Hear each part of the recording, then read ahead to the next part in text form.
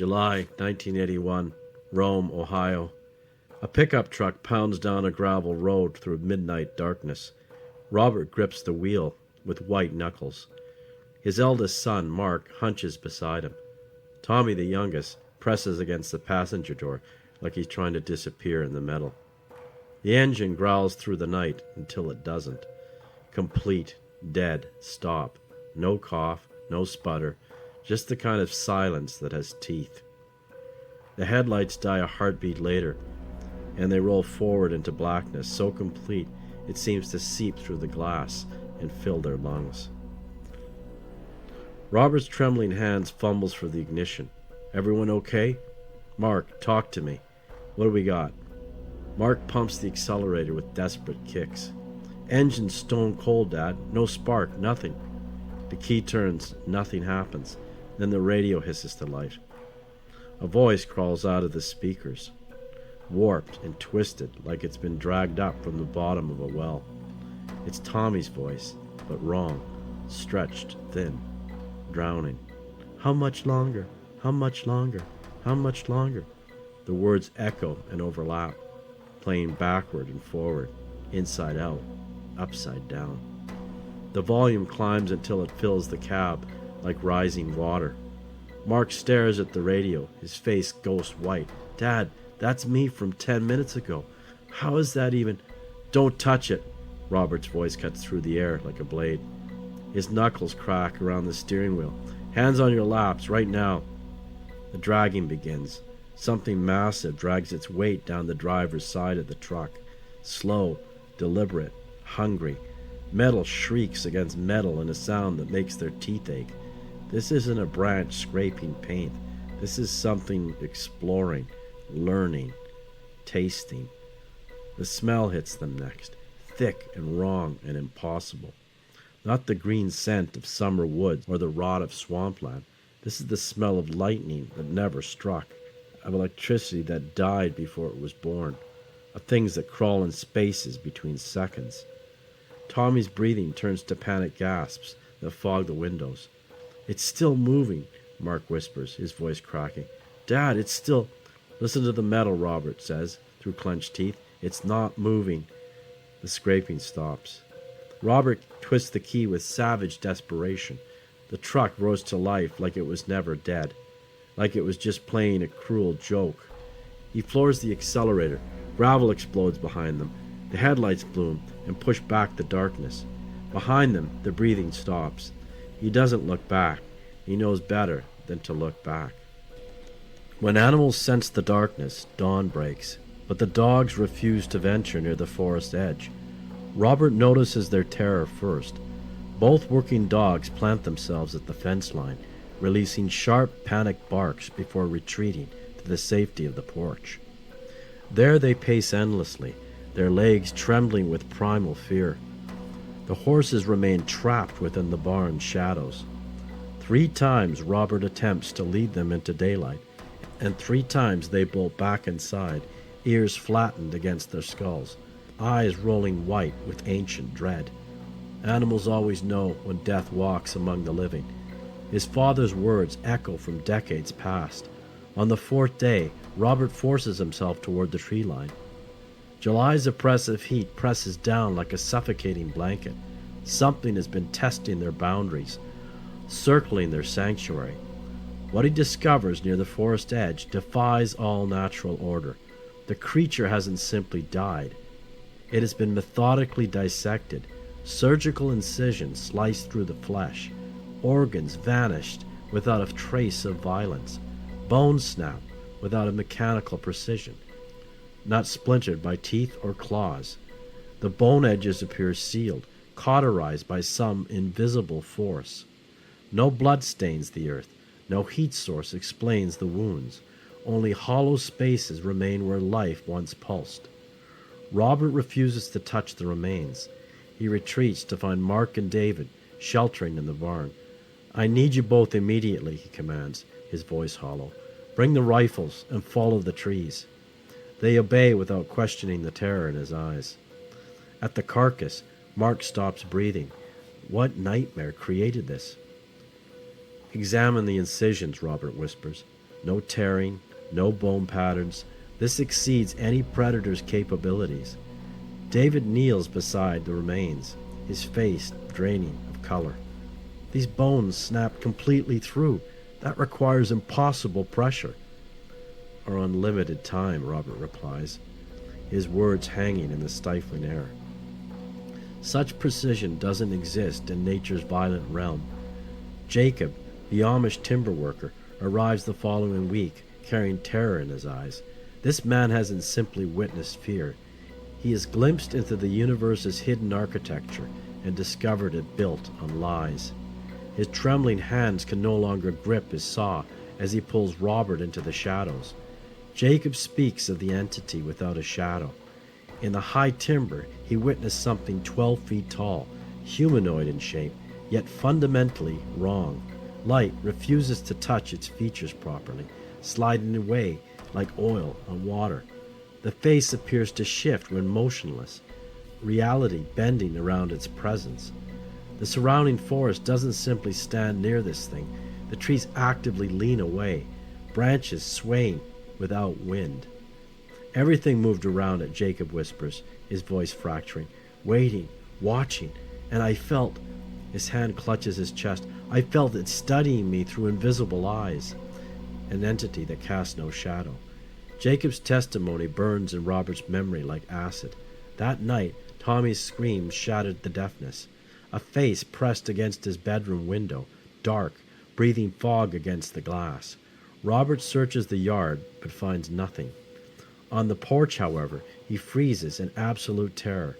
3 blue lights hover across the forest canopy, spaced with mathematical perfection. They pulse once in unison, then the world plunges back into darkness.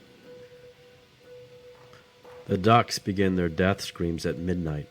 Robert jolts awake, cold sweat on his forehead, as the sounds pierce the night. Not normal duck calls, but creatures being torn apart from within. He grabs his shotgun and steps onto the porch, where Mark emerges from the shadows and David scans the tree line. The ducks just stop mid-scream, Mark whispers. 2 crimson orbs float 8 feet above the ground, burning like hellfire. Robert's flashlight reveals an impossibly wide mouth, grinning with malevolent hunger. The serrated teeth don't reflect light, they devour it, crafted from pure nightmare. The creature unleashes a shriek from hell's depths before vanishing. Robert fires into the darkness.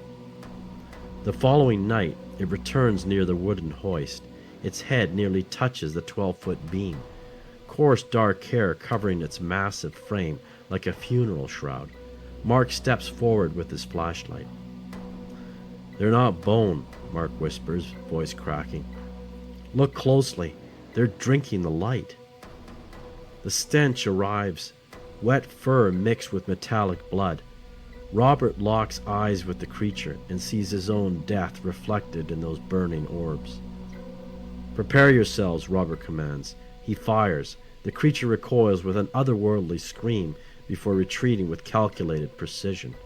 They pile into the pickup truck, headlights blazing towards the woods. The engine roars as they watch it moving through the trees with impossible grace. Then the engine dies without warning. Absolute silence. The headlights extinguish. Scraping begins at the driver's door, massive claws dragging across the metal with deliberate slowness. Robert turns the key. Nothing. Through the passenger window, the creature circles their disabled truck like a predatory shark. "Why won't it start? Why won't it start?" Tommy clutches his rifle desperately. "Quiet!" Robert tracks the movement outside as the scraping stops. The truck sits like a metal coffin in the suffocating darkness. No wind, no insects. Even their breathing seems too loud in the unnatural quiet. Robert's knuckles whiten around the steering wheel as he counts the seconds. 5, 10, 15, waiting for the next sound that will tell him where death is lurking. A single tap echoes from the truck bed. Tap. Then another tap, tap. "It's on the roof," barely breathes, barely audible. The metal groans under immense weight. Whatever walks upon them defies the laws of physics.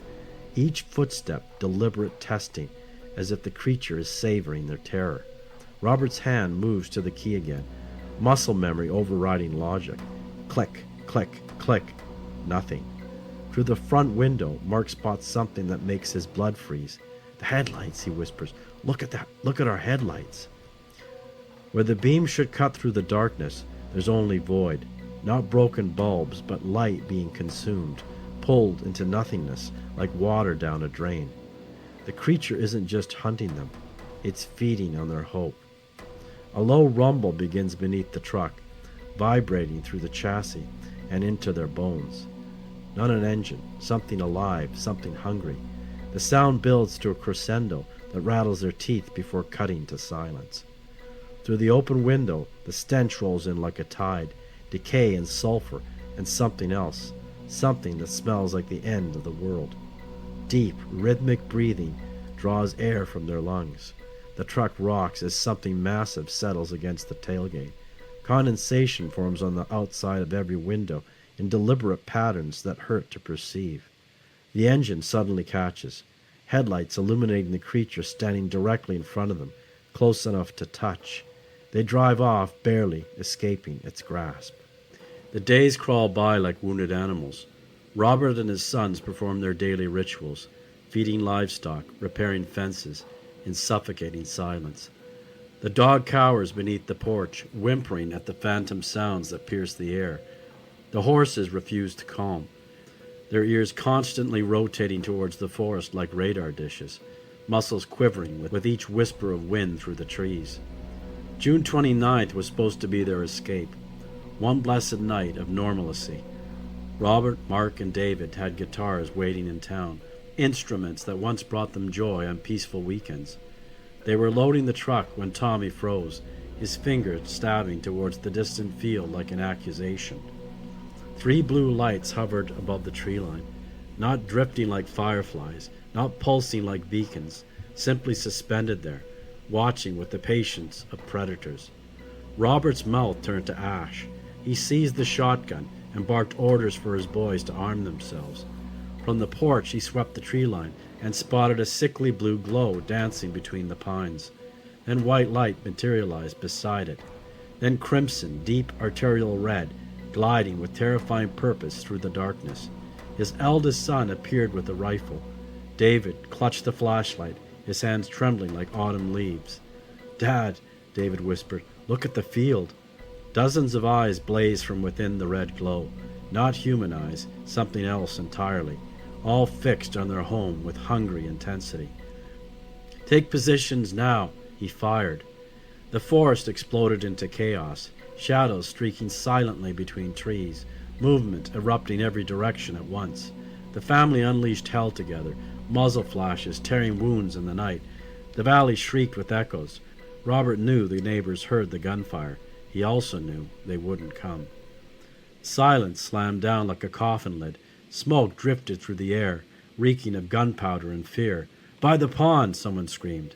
A colossal figure crouched near the water's edge, half hidden by cattails, impossibly tall, unnaturally broad.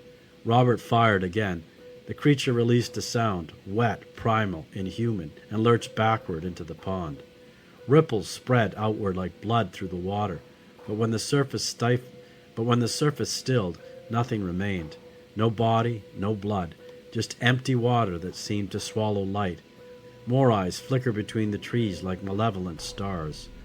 The family retreated inside and barricaded the door. That's when the terrible truth struck him. The radio interference wasn't random. It was a rehearsal.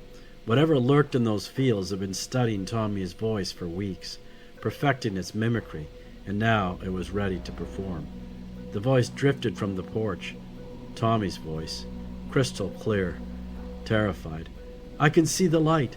I'm coming around. Don't let it see me, Dad. Please help me." Tommy stood pressed against Robert's side, his mouth sealed shut, his fingers digging into Robert's arms like claws. Robert remained silent. His eyes never left the door.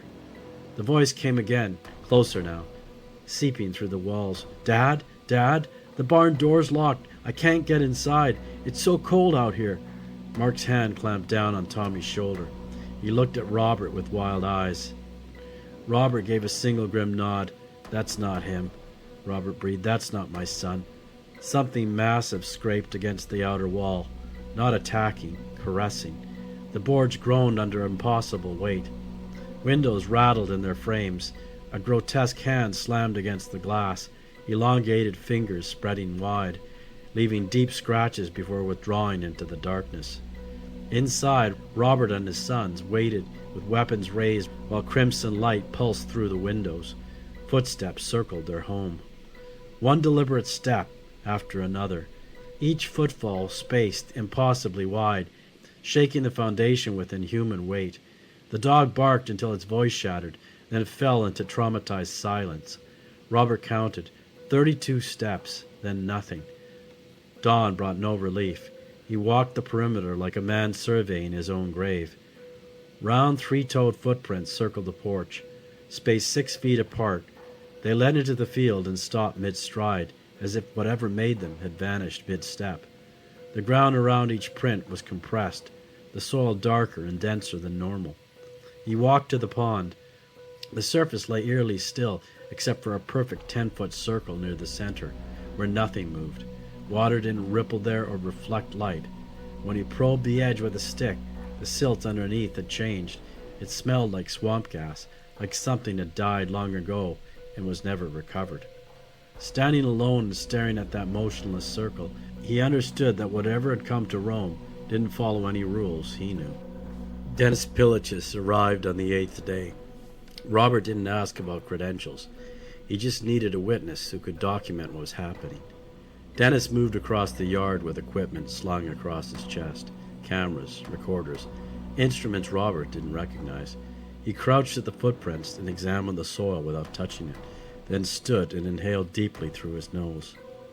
"These are real," he said. "I've never encountered anything like that smell." That night, Dennis positioned cameras on tripods around the perimeter, recorders in the grass, motion sensors on the barn. Robert stayed awake beside him, watching the tree line. The lights returned at 11:47. Red and blue glow filtered through the trees, vibrated deep in the chest. The colors brightened incrementally, advancing with measured intention. Dennis whispered, "Keep rolling." Brightness consumed the world. Absolute darkness crashed back. One camera seized mid-frame, the other stopped recording. Dennis's flashlight died, came back on, and when it did, something occupied the tree line, not emerging from the woods, simply present, a void in the shape of something massive. The air around it compressed inward, like space itself was folding. 2 red eyes opened as though it decided to be seen. Robert raised the shotgun. Dennis gripped his arm. "Just wait." The creature's form shimmered faintly, not quite solid, not translucent. It turned its head with animal curiosity, then departed. Heavy footsteps receded into darkness. Everyone stood frozen. The cameraman shook his head. Film had jammed. Morning brought new footprints, larger, deeper, spirals etched around each impression. The grass had been twisted into perfect vortices, every blade rotating the same direction. Dennis examined them without speaking, then looked at Robert. "Magnetic," he finally said. "Whatever did this applied rotational force with surgical precision." Dennis decided to stay another night. He brought Willard, a behavioral specialist, and 3 rabbits in metal crates with parachute cord rated for 1,200 pounds. Before 10, red eyes appeared, 6 sets, motionless, watching the fields while rabbit calls pierced the darkness. By morning, the first crate remained untouched. The second sat empty. The third was inverted and crushed inward. The cord snapped clean, frayed and blackened at the break. No blood, no fur, just compression marks where something immense had applied pressure. Dennis looked at Robert, his face pale. "This cord is rated for 1,200 pounds, Robert.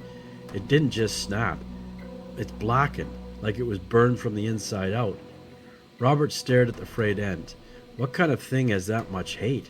Dennis shook his head. "It's not hate, it's just power. We're not being hunted, Robert. We're being dismantled." Dennis packed his notes, the severed cord, the crushed crate into his truck, and left before noon. By August, the activity stopped. Robert replaced dead chickens, mended fence line, avoided the tree line. Years passed without incident, but Robert never slept without a gun nearby. When wind moved through the pines or distant lights flickered in the valley, his hand found the nightstand automatically. He stopped answering questions from people who showed up asking about that summer. 40 years later, the mystery remains unsolved.